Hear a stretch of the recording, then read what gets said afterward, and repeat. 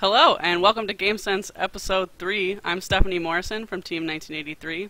I'm joined today by my husband Evan Morrison from 1983 and 971, Ty from Team 319, Francis O'Rourke from Team 190, and our guest this week is Karthik from Team 1114. Karthik, why don't you introduce yourself to us a little bit? Oh, I think you're still muted. I think you muted your mic, Yep, Karthik. I know. It's okay. We've all done it. I always do that. Like on every conference call ever that I've been on, I have done that. So my apologies for that. Hey, I'm Karthik. I'm from Team 1114. I MC a lot of the FRC events in Ontario, and I work for Vex Robotics and Vex Pro. So hey, everyone. Awesome. Thank you so much for joining us. So, Yeah, glad I could. Great.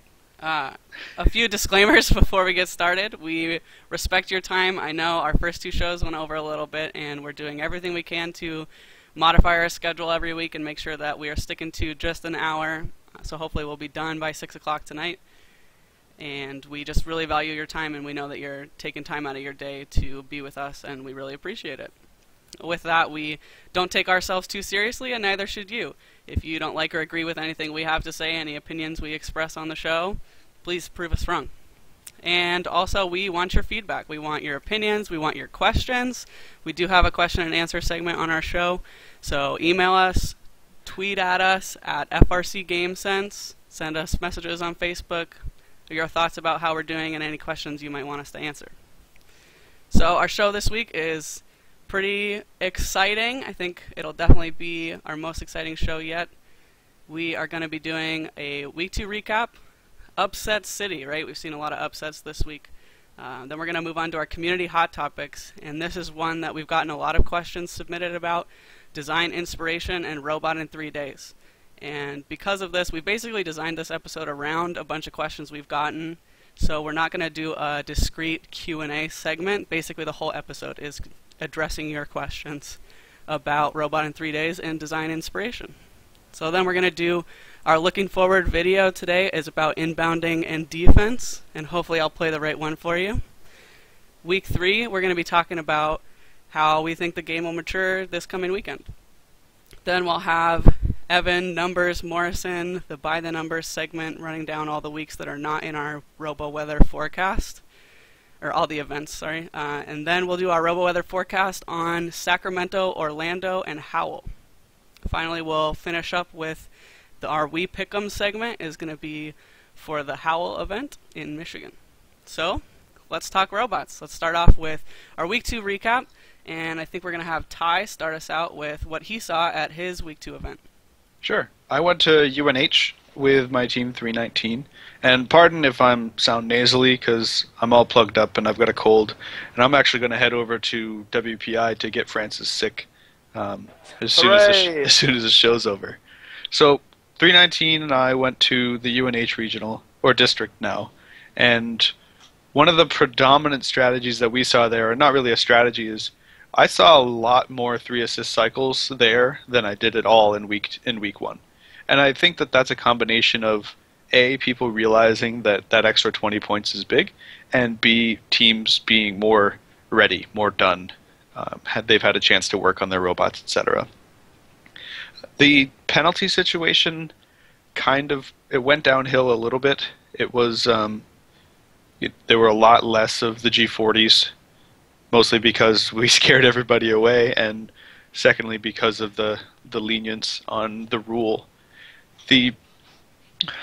Just because the penalties are 50 points, a few matches were swung, but there's nothing you can do about that. There's going to be it's just going to happen when you've got big penalties like that. And Steph, like you said, there was Upstate City, or Update City? Upset City.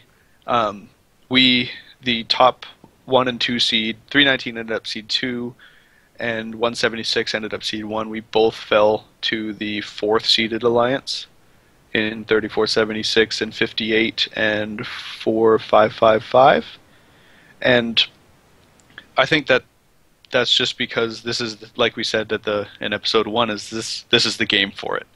You know, you can't just go and have the 2 highest scoring robots and a defensive robot and then outscore everybody throughout the thing. You've got to get your whole alliance to work. And if you screw up, or if somebody else down the line in the picking picks that awesome third partner, then they're going to go far. Now, the big thing I want to hit on is differences in play between quals and elims. Holy crap! There's a video online of us completing 2 perfect cycles simply because we played our final qualification match with no defense whatsoever.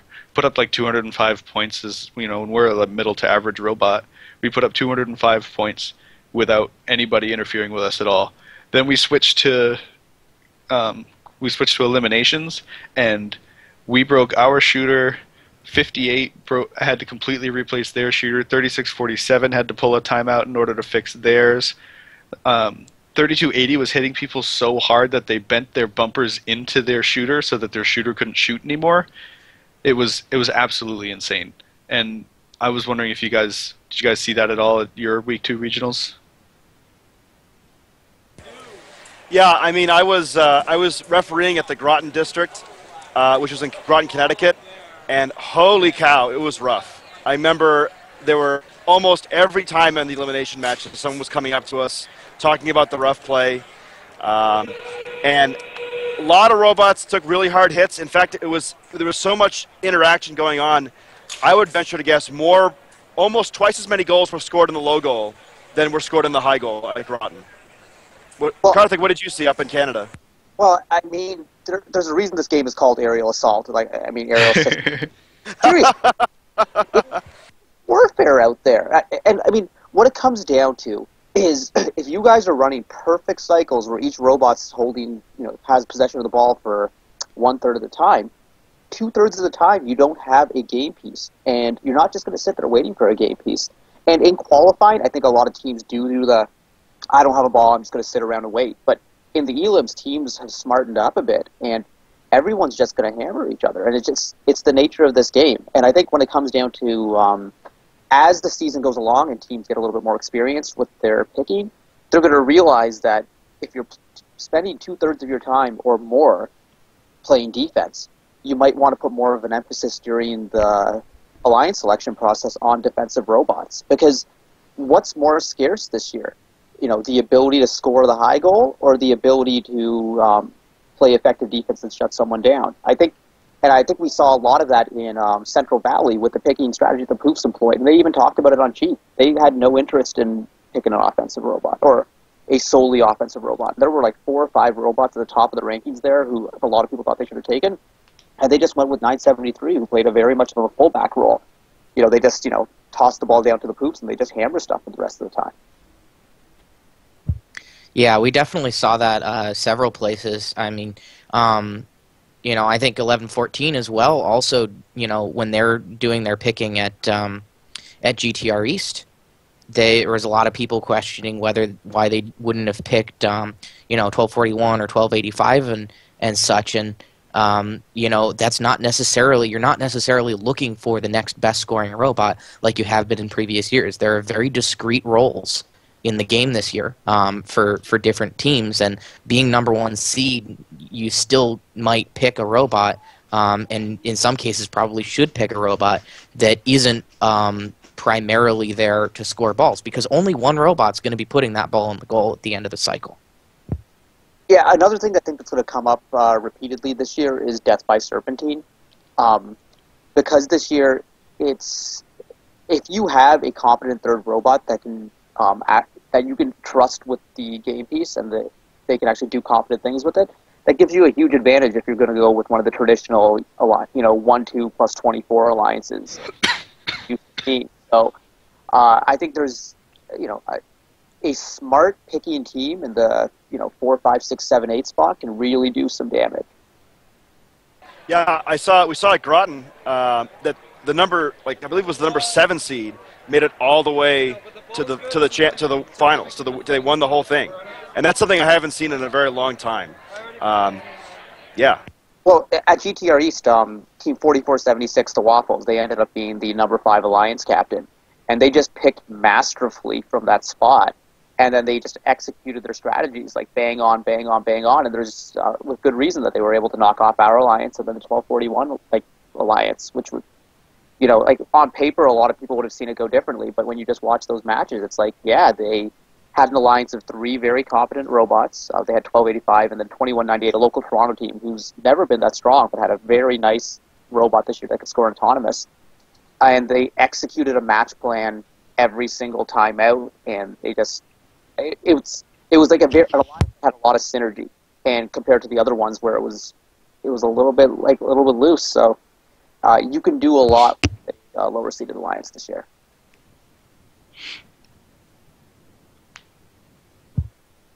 One thing that I think we need to spend a little bit of time talking about is penalties and how they affected several outcomes. And whether they were, there's a lot of debate about whether they were deserved or not, and that's gonna continue. That's the nature of this game. There are big penalties, and there are big penalties for a reason, which is you've only got one scoring object, and it can accumulate a maximum of 60 points on it. So there's quite a few things that can be done, either intentionally or unintentionally, by teams that can literally shut down the scoring for an entire alliance, and those need to be penalized that much. What I would like to see is maybe a little bit more judicious calls on some of those that are really inconsequential to the outcome of the match.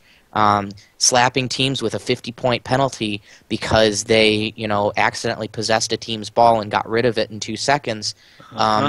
It's huge. And yes, I know you're not supposed to design your robots for it, but they also created a game in which you're trying to design robots to catch the same ball of a different color. So it's going to happen. Teams are going to get the ball, and if they get rid of it quickly, I really think that it should be more of a no harm, no foul. That's not the way the rules are written. The rules have to be enforced the way that they're written. It's tough. It really is tough. A lot of teams got what they feel is the short end of the stick this week in eliminations. Well, I think you really hit the nail on the head, Evan, with your last comment, is that you have to go by with the way the rules are written. And just speaking on GTR East, I don't think the referees made a bad call all weekend. Oh, that's not. They probably made one somewhere along the ways, but they didn't really make one that kind of stood out.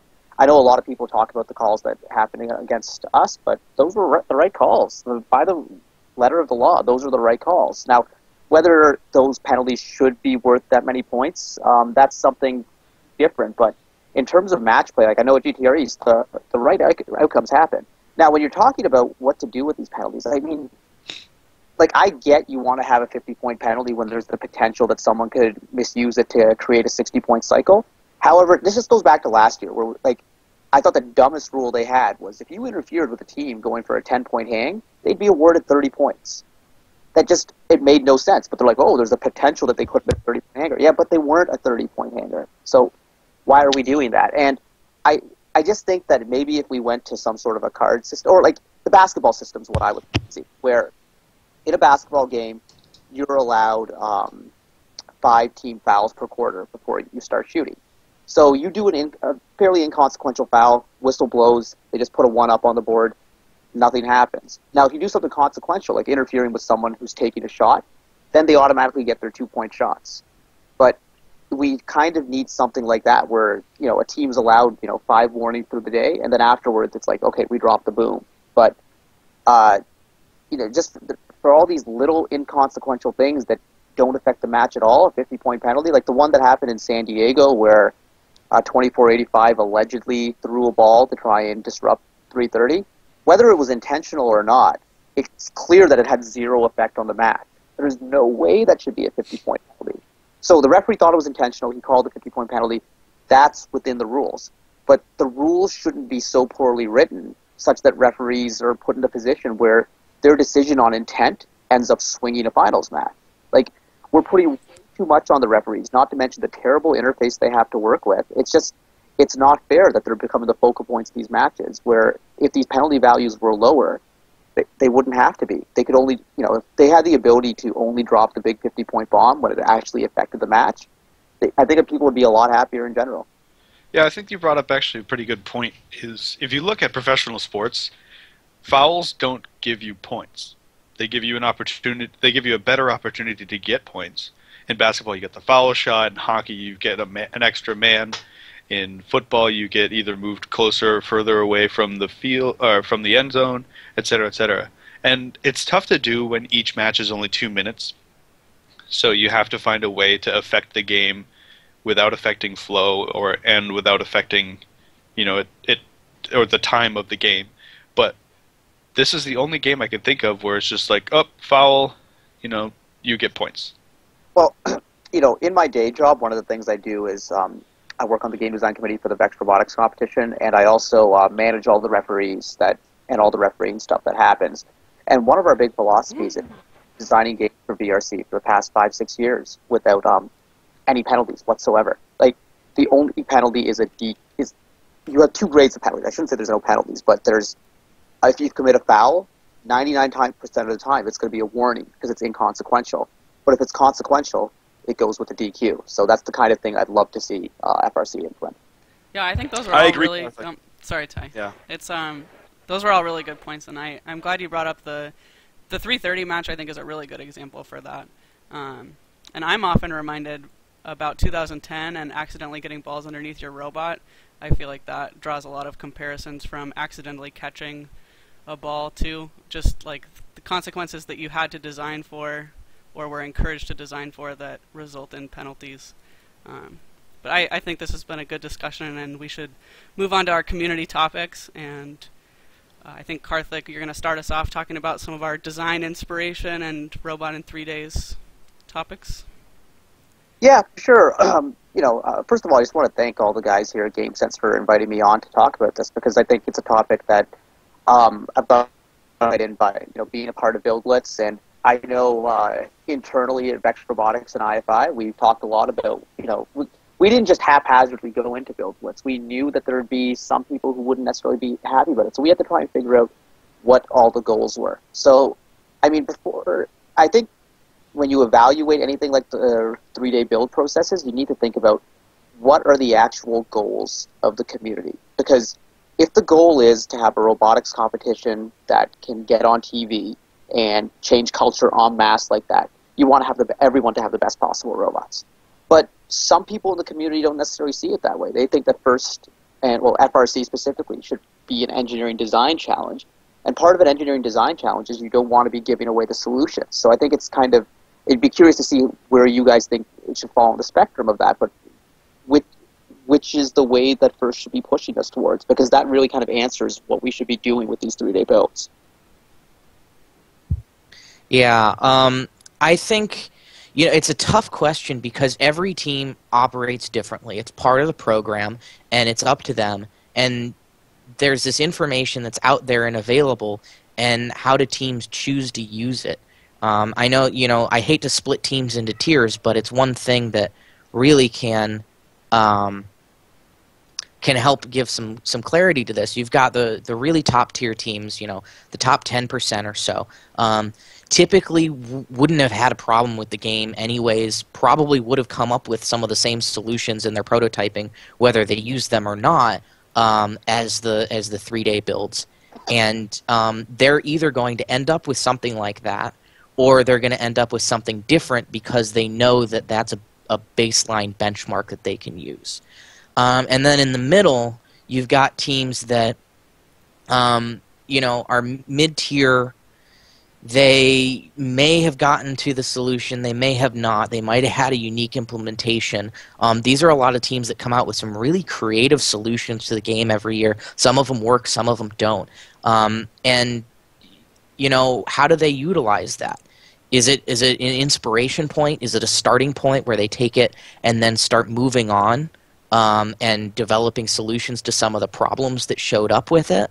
Or do they just blindly copy it? And I think that's where some of the issues exist for a lot of teams, because that's a really large chunk of the FRC population. They build quality robots. They may not be consistent year to year, whether it's a good or bad design. And it's really hard for them to argue against a proven design like that. I think that there's an important... Yeah, go ahead and Ty. I think that there's an important differentiation that you have to make. And I don't think that... So, sorry. There's what we're going for, what FIRST is going for. But then I think... Alright, I'm going to restart. because I'm tripping over myself. Basically, Sorry. what I'm trying to get at is Robot in 3 days is, upping the game. It's bringing the playing field higher, and that's good for teams if they take it and they work on it and they fix it and they understand it. And in my opinion, it's not good for teams that just copy it, they have a solution, and they go and it works. And you can go back to the old adage of if you just copy somebody's test, you're not really getting anything out of it, but you're still getting a good grade. And I don't think it's quite like that, but I think it has some of the same tones. You know, I, I think I would have agreed with you before this season, but interesting thing happened this year. Around week 5, I had a group of kids walk into the IFI Canada office. They were from a rookie team, and they're like, hey, we need help. Our robot's not working. We just want to be able to pick up a ball somehow. We don't necessarily want to shoot it. We want to be able to pick up a ball. So I was able to take them to a blog post that we had from Build Blitz that myself and James Tontat worked on how to design an intake. And it talked about the steps you have to go through to determine your gearing, your rotational speed, your linear speed, and it showed exactly how we set it up. So this is like them basically building what's straight out of the Build Blitz blog, but it was a huge learning experience for them. And Right. I never thought of it that way before. So I think there's something to be said when you just copy.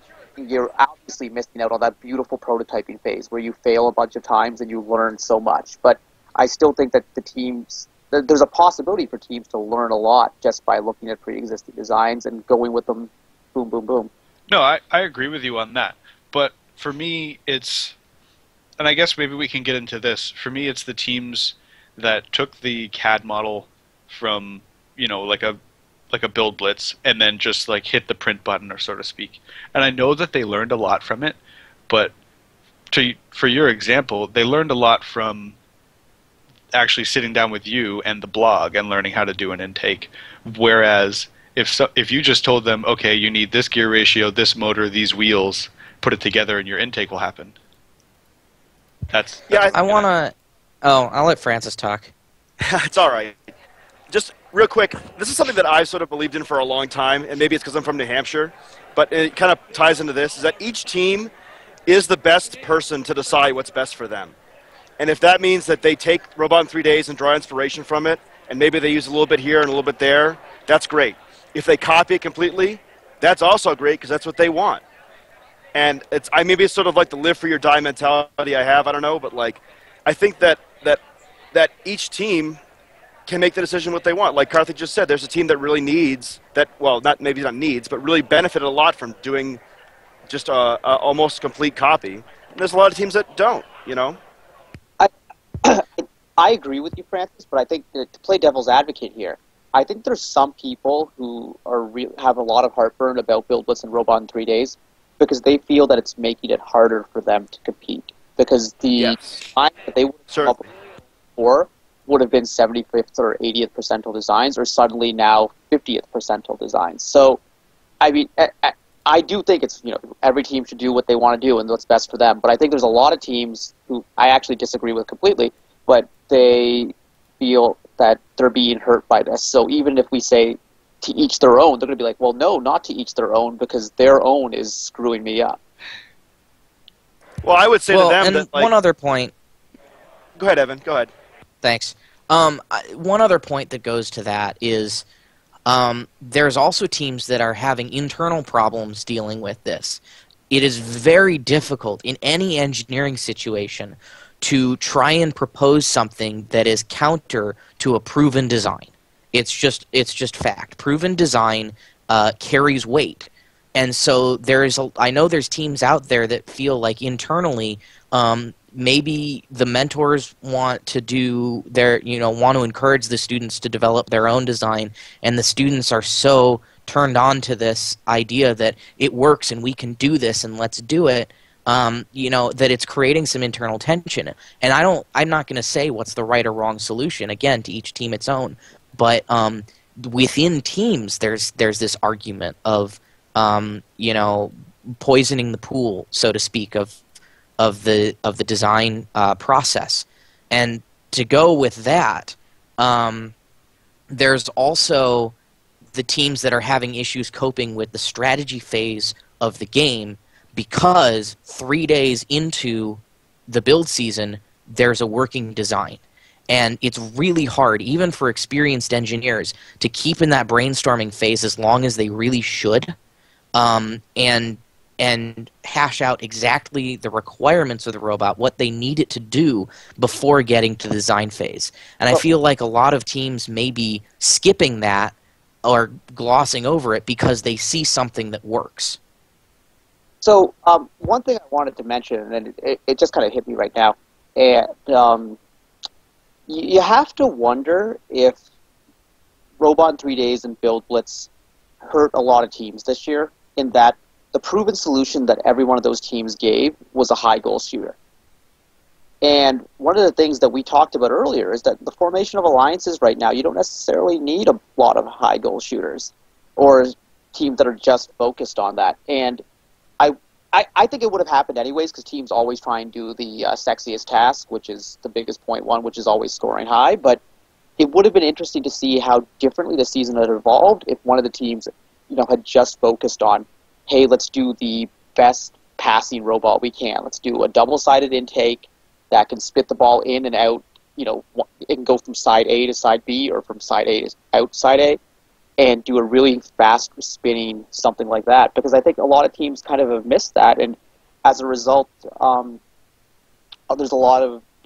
At Championship, there's going to be too many high goal scorers, flat out. There's going to be too many teams who specialize on the high goal, and there aren't going to be enough teams who are focusing purely on passing and defense. And as such, there's going to be a market inefficiency there. So I wonder if part of that market efficiency was caused by all the builds pointing to dominant robot.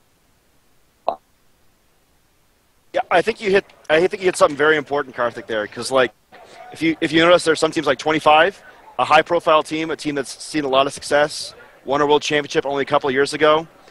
They don't shoot high, and they don't need to. And if I had to guess, I think their robot is sort of like a long-game robot, and they're planning for that situation you just described, where they're going to go to the championship, and they're going to be unique because they're better at other things.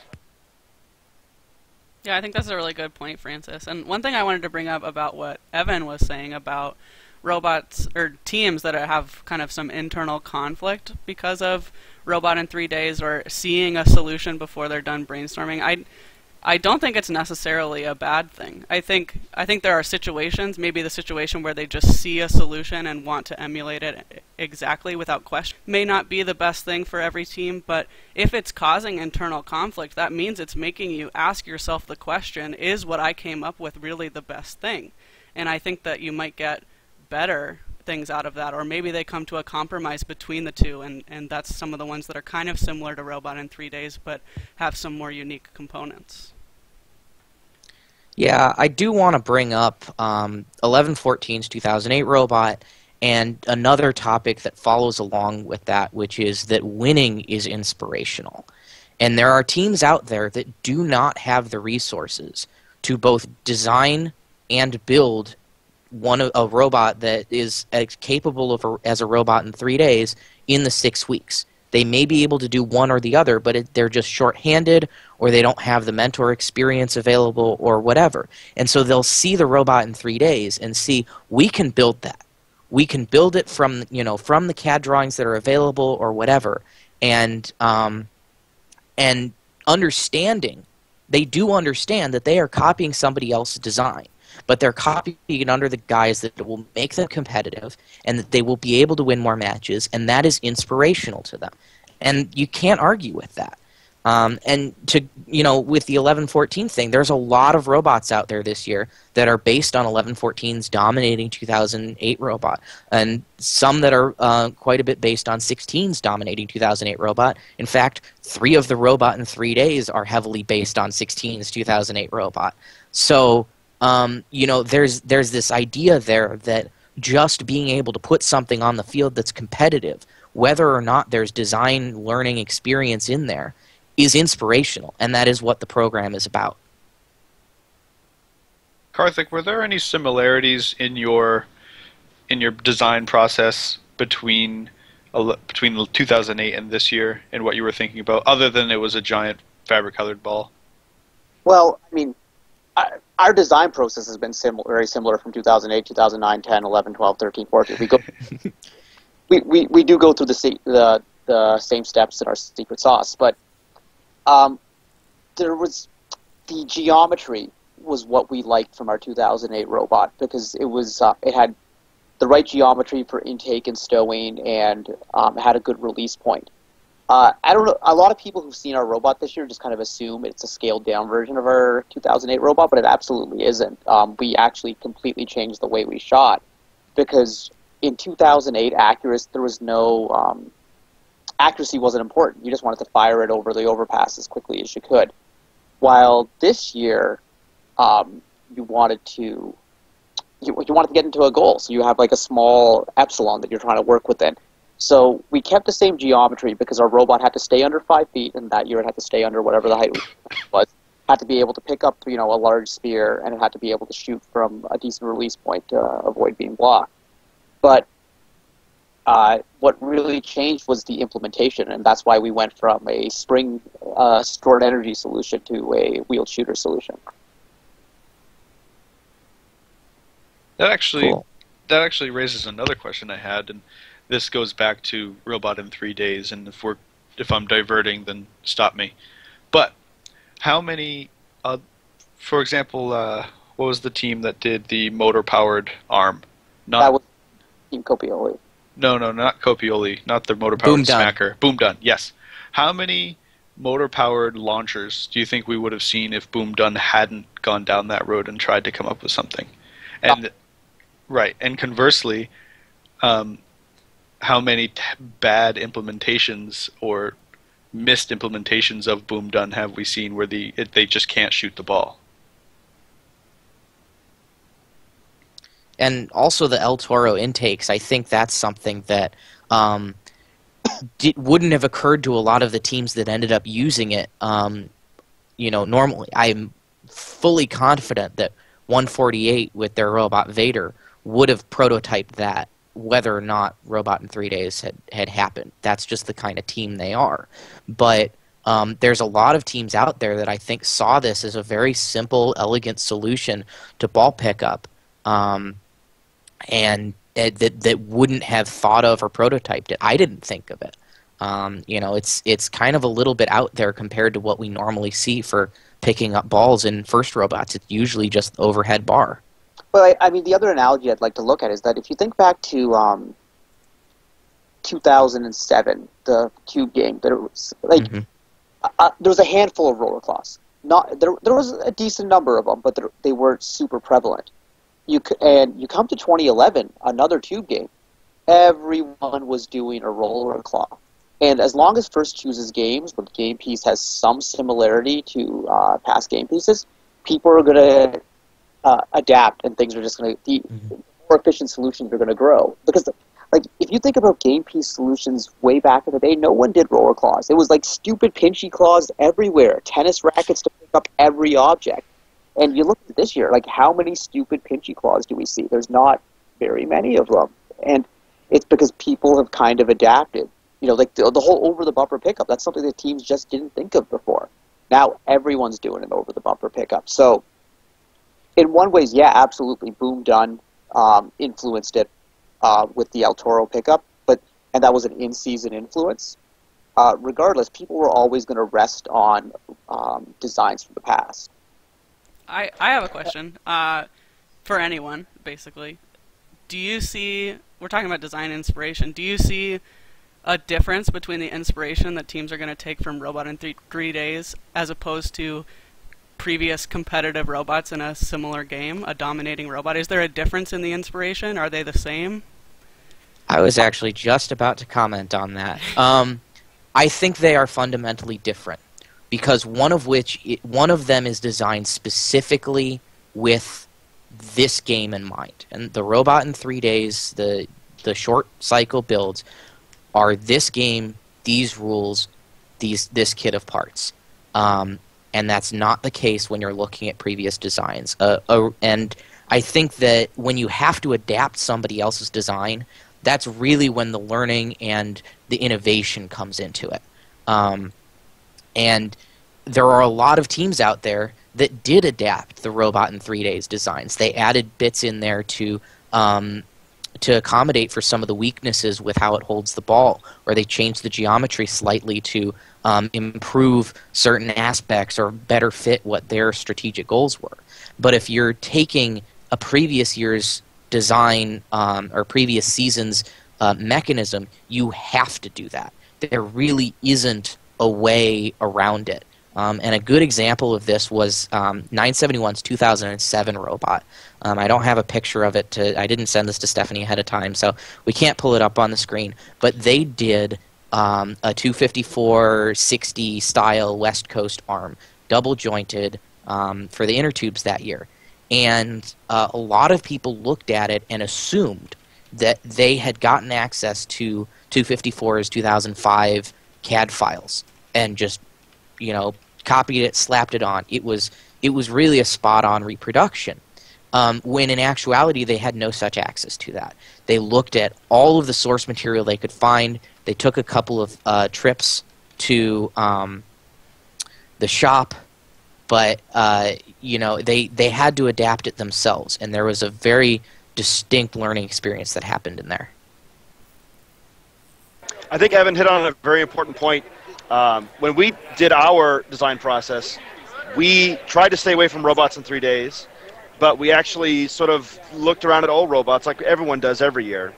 And, we drew inspiration from the numerous roller claws and from the linear puncher that 1114 had and other teams had, and iterated it and learned it, and we think, hopefully, cross my fingers, improved it, at least for this game. So I don't think, no matter how salty people are about Robot in 3 days for various reasons, don't think it's just like a plague or it's bad, because there's a lot of good things that come from it, especially if your team is really good at thinking with taking a solution and thinking about it more, Yeah, I just think it's really important that, if you do feel that Robot in 3 days is taking a little bit away from the design process, or just anyone who's going to do want to be a past design, it's important to try and walk the students through why was this design effective in the past, or why did these guys come up with this design in 3 days? What was important about it? What are the strengths of it? What are the weaknesses? Do that kind of analysis so they're going through the process. I think what it comes down to is the engineering design process needs to be stressed on every team. I agree. I think that the robots in 3 days, as well as previous designs, should be used as tools. I think that they're there. They're saying, look, these are the ideas we had. These are the processes we went through. This is what didn't work. This is what did work. And now here's a jump start. And I think if we use them as tools, they're here to stay. They're not going to go away. So if we use them to our fullest advantage, then they're gonna help a lot. Yeah, I think we've made some really good points here, and we're going to need to move on in the interest of time. So any last short comments anybody wants to say before we move on from the topic of Robot in 3 days and design inspiration? I know that we've all talked about it a lot, and we could probably stay here for hours talking about it, but any last comments? Awesome. We are going to move on to our looking forward video of the day. And this video is going to talk to us about inbounding and some more about defense.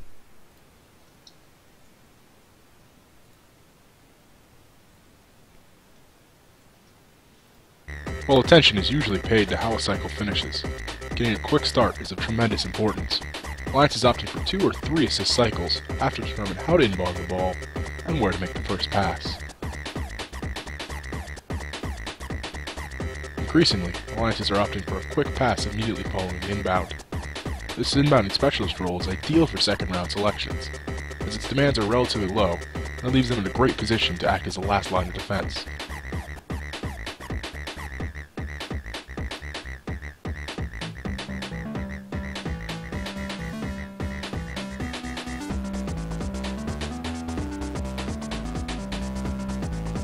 The exact method of passing may vary and is heavily influenced by specific robot characteristics and interactions.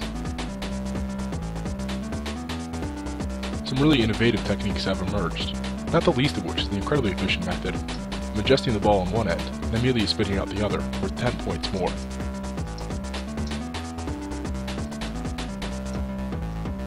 With the vast majority of inbounding taking place near the field walls, it presents a predictable target for defenders.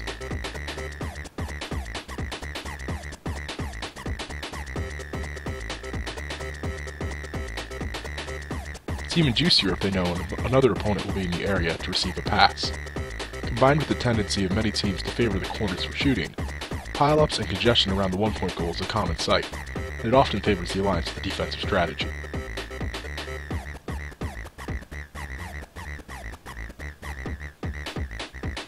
Granted, a botched inbound or a ball on the ground can represent an even longer delay.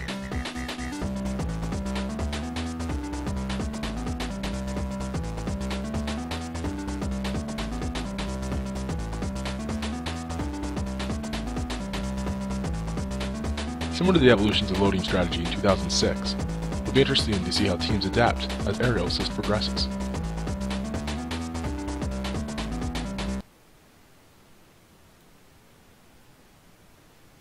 Okay, thank you again to Looking Forward for putting that video together for us. We're really enjoying showing those weekly videos about the game. So let's move on to talking about Week 3 and what kind of strategies we think we'll see this week, and maybe start it off with some of the things that Looking Forward brought up with inbounding strategies. I know we've talked about them a little bit in the past, like the shot over the trust to the human player and those kinds of things, but what kind of, do we think we'll see more of that, or maybe something new coming up? I think Week 2 was when a lot of the perennial top teams really got into gear, and they were out there for the first time. And I think there was a lot of attention on some various webcasts. So I think we're going to be seeing a lot of teams adapting things that worked well in Week 2, and a lot of things that a lot of top teams did poorly in Week 2 will be kind of discarded, or like this. Like I think the gameplay that the 44, 76, 12, 85, 21, 98 alliance did at GTR East, which was just impeccable in my mind. I think a lot of people are going to go with that very hard defensive strategy where you spend as much time trying to slow people down. So I think unfortunately, I think we're going to be seeing more and more aerial assault as the season goes along. One thing that I noticed at GTR East, just to keep with that theme, in one of the semifinals matches that 11-14's Alliance lost, that was every match we played, actually. The third partner, I think 47-18, they lost their bumpers in some heavy defense and ended up getting disabled for that. And they were the inbounding robot, and that had a huge impact. Everybody's talking about, all the other things that happened in the match and 11-14 not being able to shoot. They lost their third robot's ability to assist and do the inbounding. And not only that, they were stuck at the location on the field where one of the inbounders can inbound the ball. And that's an absolutely massive impact on the game. And I think that's something, Ty mentioned their third pick bashed their bumpers in so hard. I think we're going to see in the coming weeks, in Week 3, a lot more attention paid to robot construction quality on the third picks and drivetrain as opposed to fancy pickup mechanisms. It doesn't take much to be an inbounder that just takes the ball and passes it off to another robot. But boy, you got to survive it. Well, I think one other thing that you need to look at is that years ago, most regionals were 50, 60 team affairs. And the 24th team was still it was like a 40th percentile, a 60th percentile robot, rather. So you're getting something, of a higher quality. Now, with all these districts at 36, 40 teams, even some of the smaller events down to like 35, even 30 teams, that last robot is, a 20th percentile, 25th percentile robot. So, again, death by serpentine. It really changes things. It's dicey. Going back to what Evan just mentioned about inbounding, I think that's going to come up, and call me an oracle if it does, but I think inbounding and having a clean, fast way to get the ball into the field and start that cycle, get it over the truss or pass it on to your next person is going to be big. That's, in my opinion, that's what killed us at UNH, is our inbounder. Either it was the human player not throwing it in fast enough or a poor ability to collect the ball. It was just, we were wasting 10, 15, 20 seconds getting that cycle started. Yeah, I agree. At the Groton event that I was at, a lot of teams would lose almost an entire cycle if they missed their inbound. Whether it just be because the robot moved, they got pushed out of the way, this or that.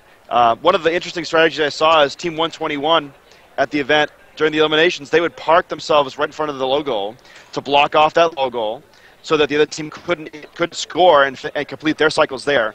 But basically, they would just take the ball and let it pass right through them and have I believe it was two, I could be wrong, I don't remember the exact robot. They would just have a kiss, like a robot kiss, and they would just pass the ball right through them. That was probably a poor analogy to use the word kiss when the ball goes right through, but it was highly effective. It ended up kind of not working out to their greatest advantage because they were basically a 2-on-3 for most part. But considering what they had at the time, it got them to semifinals. So. Yeah, robots that are inbounders that don't move, it certainly presents an interesting challenge, right? They are technically sitting there playing defense on that low goal, and they're in position. They can't be blocked from getting out of position. The other thing that they're doing, though, is they're certainly acting as a target for the defense. The defense knows where that ball is coming in because it's not coming in anywhere else. And they know that there's going to be handoff to the second robot. And if they can get in there and delay that initial possession, make them lose possession, or delay the handoff, it's a huge impact on the cycle. So I think you're going to see a lot of teams this coming week get smart to that strategy and really starting to defend that initial inbound and that first handoff on the triple cycles, and making it hard on alliances that don't have good coordination or are relying on a robot just staying there. Another thing that we should really look out for, I think, is if people are going to pass over the trust to the human player, I think that might make a more resurgence as we go forward. But just like it's one of those things that if you don't do it well, I think a team should probably consider not doing it at all, because I know as a referee I got hit by a ball multiple times just last week. And there's a lot of times when the ball would go flying, hit the scoring table, or even just miss the human player, and the field resetters would have to bring it to them. And the field resetters, they always act quickly, they always do the best they can, but realistically, it's time, and you're wasting time. And if it goes really far out, we may have to call you on, or someone may have to call you on an intentional ejection penalty if you're aiming poorly. I didn't see that happen, but there may be a call where that occurs. Yeah, that's definitely a good point. I totally agree. I think that's going to wrap up our discussion for today. Any last comments? If anybody wants to make any short comments before we move on to our last few segments, go ahead now. Yeah, just really quick, I think that when we go to the eliminations in the coming weeks, autonomous is going to start to play a greater and greater impact on the game, because you can't be defending an autonomous, and this is a game about defending for the most part. So those points that you get, hot or not, moving the robot, are going to be huge. The one interesting thing I want to see for Week 3 is it's not strategy evolution, but evolution of the FMS. I'd be curious to see if the hot goal is going to trigger right at the start of the match as opposed to 1 or 2 seconds in. I'm curious to see if robots will be disabled at the buzzer or they're going to continue to be disabled 1 or 2 seconds early. And I'm curious to see if these pedestal issues continue to come up. Now, some people are starting to say that the pedestal issues have been solved on the FMS side, that it's actually just on the referee side now. And at GTR East, we didn't have pedestal issues at all. Well, there was a couple odd ones, but that was clearly user error. But for the most part, there wasn't anything insidious or prevalent. However, you hear about Crossroads, where a referee came out on Chief and said, 9 seconds is totally acceptable as a delay. And that's kind of scary. So I'm hoping to see that stuff kind of start to vanish now that we move on to the midpoint of the season. I absolutely think they have to fix that at some point. I mean, the community isn't going to tolerate those kinds of errors in the FMS for much longer. Yep. Any last comments? Ty, I don't want to cut you off if you had something. No, I'm all set. Awesome. So we will move on to our next segment, which is By the Numbers. So, Evan, why don't you take us through our events coming up this week, excluding Sacramento, Orlando, and Howell? All right, well, here we go. I'm going to try and go a little faster this time, use a little bit less time. So if I sound like an auctioneer, that's because I'm trying to be. We'll start it off with Greater Kansas City, 118 Robonauts coming for their second event. They won 3 events last year, started off this year with a win. I know their robot wasn't performing quite as well as they certainly wanted it to, so I'm really hoping to see their 2-ball auto come out there and some other really cool moves from them. 1730 Team Driven's also showing up with an absolutely gorgeous light-up robot. Love the design. 1114 inspired linear puncher with roller claw. Really excited to see that one. 1806 SWAT coming out. They won 2 regionals last year. Started off strong this year. Didn't quite get the win at Central Illinois, but that went to 1986 Titanium, who won 3 regionals last year and is coming to Greater Kansas City looking for their second this year. So some real top robots there. And St. Louis, right next door to them, basically. 931 Perpetual Chaos has already played this season going to their second event, as is Mutual Brigade 1208. 1501 Thrust always has gorgeous sheet metal robots. They're showing up for the first time. And 1706 Ratchet Rockers had a spot-on money full-court shooter last year. Excited to see what they've got for us in store for us this year. We got Mexico City International Regional. All Mexican teams. There's nobody from the States going down for that. The highlights, 2283 Panteras. It's been around for a while. 3158 TechBot. 3354 Tech Droid. Both really good teams, went deep last year. And 3478 Lambot, the 2011 Championship Rookie All-Stars. Hoping for a good performance from them. North Carolina, we got 375 Robotic Plague. 435, the Robo-Dogs, 836 Robo-Bees are all regulars in the eliminations. The 900 Zebracorns are a team to watch. They've got a monster shot that they hit basically from the inbounder station all the way to the human player. They've been showing that off. I really think that's going to serve them well this week, especially with all the practice they've got. See if they'll take some lessons from looking forward there. New York Tech Valley Regional, the first showing of a lot of those upstate New York teams, especially with New England going to the district system. A lot of them that would have competed at Granite State are competing for the first time here. We got the Rocketeers, Team 20, 229 Division by 0, 340 Greater Rochester Robotics, 1126 Sparks, 2791 Shaker Robotics, all great designs. 2791 still looking for their first win. They've been finalists for the past 2 years. Raptor SS, really cool machine, gorgeous looking robot. We also got 3990 Tech for Kids with Flappy Bot. It's coming out. They're an international team. 4975 Team Robo-Ists are coming all the way from Turkey. And the new RPI, Rensselaer Polytechnic team, 5149 Troy Botics are coming in. 148 359 Hawaiian Kids, Texas Torque, 1477, last year's world champions, all coming to Dallas. They're going to be joined by 1860 Cephas, 2415 Wirecats, number 1 seed on Archimedes last year, took it to 3 matches in the finals, always a solid contender. And of course, 2587 Discobots showing up, and 3847 Spectrum with the really cool iteration on their Boom Done intake with the El Toro and the Mechanism wheels on the end. Love that design.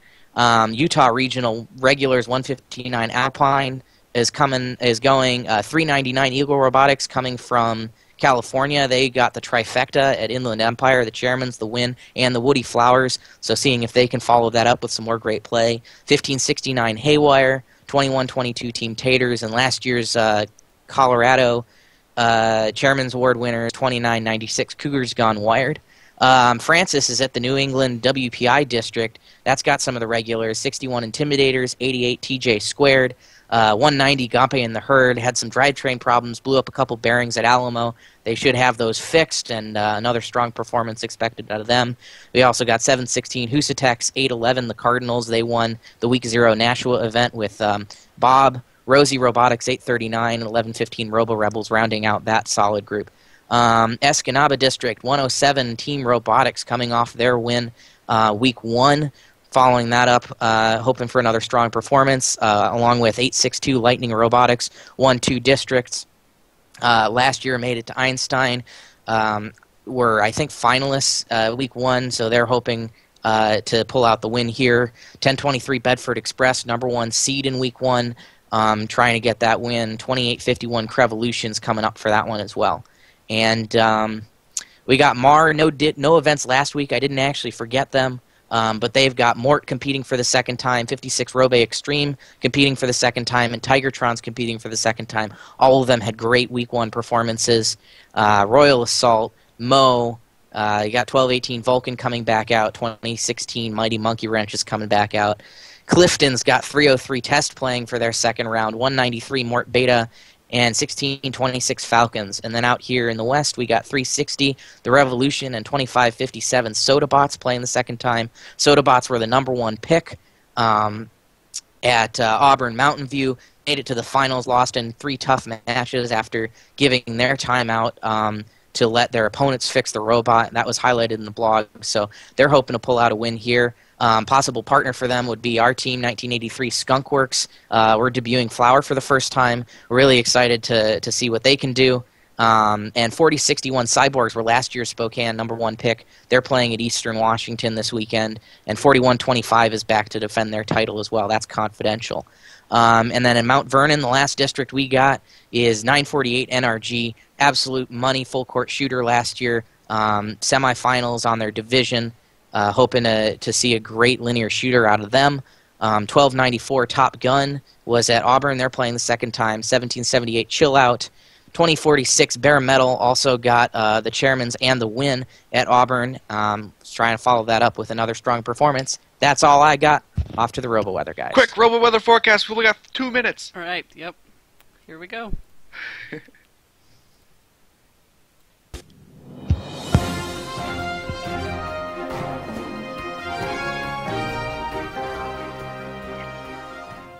Welcome to the left coast for one of this week's most volatile events, Sacramento's.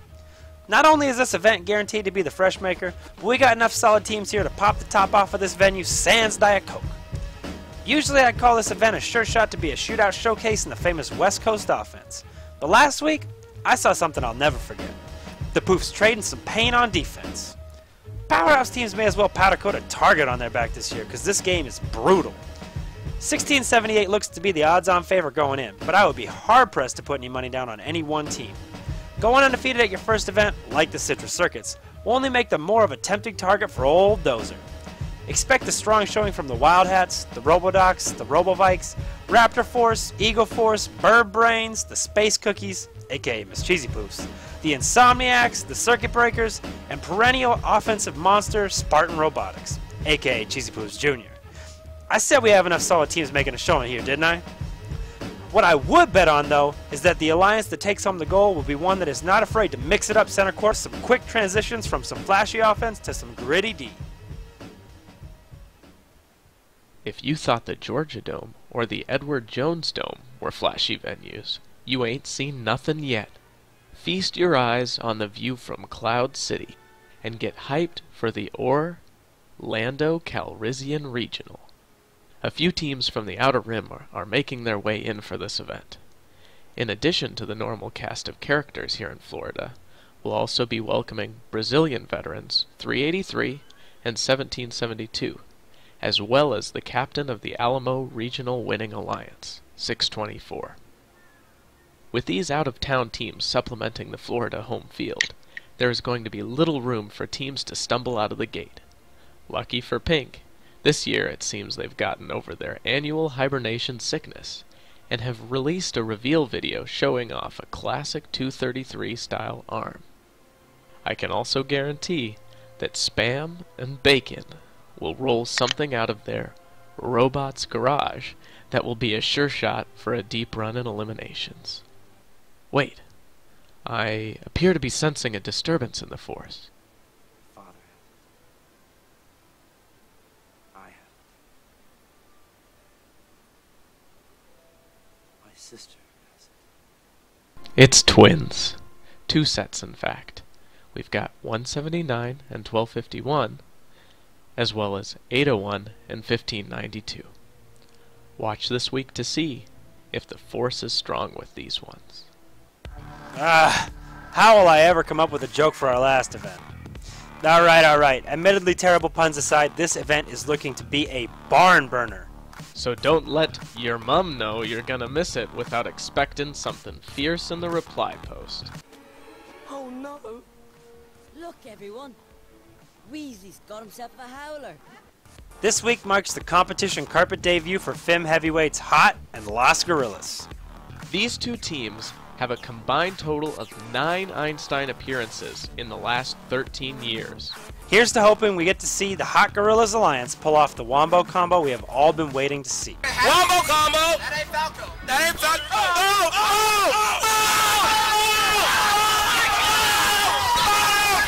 With the Michigan field as deep and competitive as there has ever been, this 40-man district could quickly become a cage match. FIM is not for the lighthearted. Tried and true teams like Rush, the Robo-Dogs, Foley Freeze, Eagle Imperium, and the Robo-Stangs are going to be worth their weight in gold during the Alliance selection. The door is wide open for nearly any team at the event to become a viable second selection if they can show crisp driving and intelligent decision-making. In terms of big-name teams making their debut, this event rivals Elmo or Hatboro Hash Browns from Week 1. So grab your popcorn and buckle up for another thriller. Good luck to all teams in your coming week. May your combos be Wombo, and your pick list be long.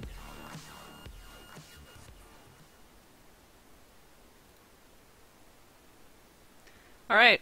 A big thanks to Dave and Naveed for putting that together for us again. I think they did another great job with those 3 events. And now we're going to move on to We Pick 'em. So, if I get my overlays correct, I'll start off with my picks. I am picking 67 for #1 seed. I am a big Hot fan. We got to see that sneak peek of 67's robot, and I have faith in them that they won't let me down this week. Last week I totally whiffed. I got 0 points, so I'm hoping for a big comeback here. I think 67 will pick 469, followed by 3548, which I picked because they have a really cool team name, even though I don't remember what it is. And you can't take my strategy. You know what? I pick my team. All right. So, Evan, why don't you tell us about your picks? Sure thing. 67 Hot looked really good, but I'm banking on 469. Just a gut feeling here. They're going to pull out the #1 seed. They did it last year. They're always a perennial powerhouse. I haven't even seen the robot this year. I'm just feeling 469 Las Gorillas here. But I do think that they're going to partner up with 67. The two of those guys, great friends, and they work well together. They've played together before, and I just think that they're going to be the 2 top dogs there. And I think they're going with 3603, the Reed City Cyber Coyotes. I know absolutely nothing about the team, but I like their number. Unlike these guys who like the names, I go by numbers. I love the number 3603, so I'm going with them. All right, Francis. All right, so my pick for the #1 seed, Team 27 Rush. I think that they have a solid, a good robot this year, and having experience during another regional so far is going to take them further, especially when it comes to playing around all this defense. Despite all we're talking about not picking up a team that is, necessarily the 2 great scorers there, I think they're going to pick Hot because you can't really pass up Hot. And then third pick, I'm going to go with 3322, the Eagle Imperium.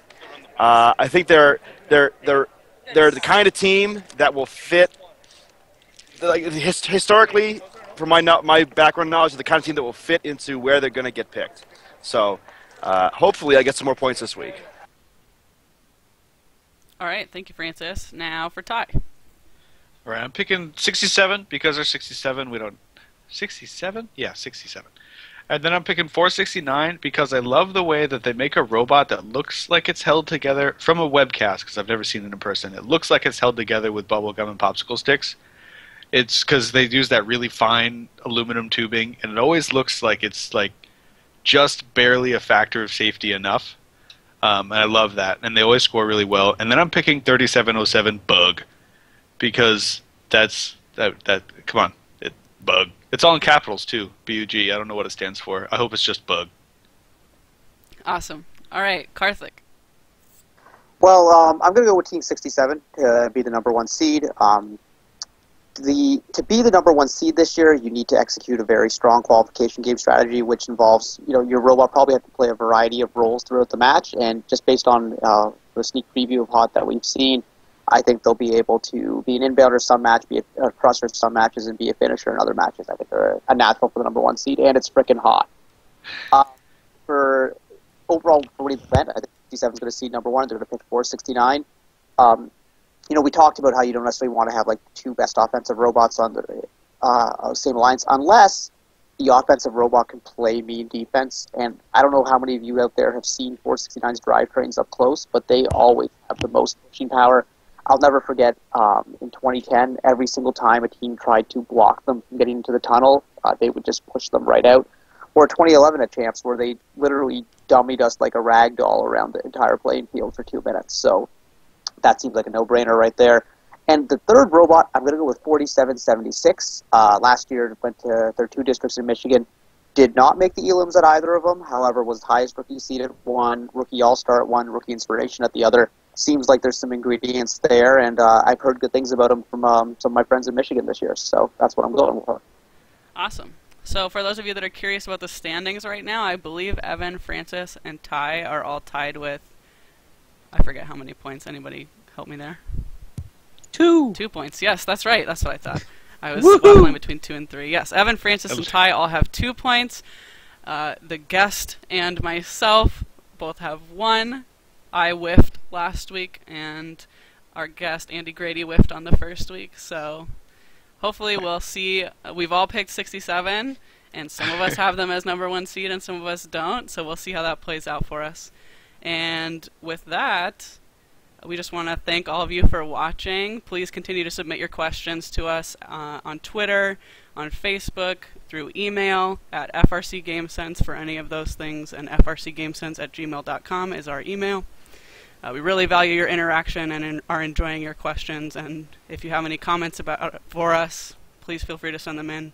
And a big thank you to Karthik. We know it's a lot to ask someone to sign on to a show like this, especially so early. This is only our 3rd episode, and we think they've spent on some awesome conversations, and just thank you for joining us. Yeah, no problem. I had a lot of fun. Hope to be back. All right. Well, thank you, everyone, and we will see you next week. Same time, same place. Let's go play robots.